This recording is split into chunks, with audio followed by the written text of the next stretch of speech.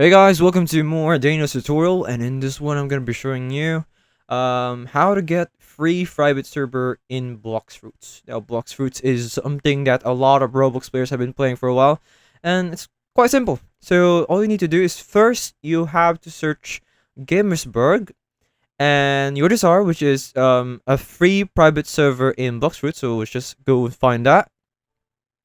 And then once you find it, you are now given the options to actually have a private server. So you could also grind a server through tasks like watching ads, which is very helpful in leveling up in this OP. So yeah, that's basically all you need to do. You just need to do the task so that you'll finally get the access to have your own private server. So it's that simple. So it probably takes a bit of time, but that's it. I hope this was useful, guys.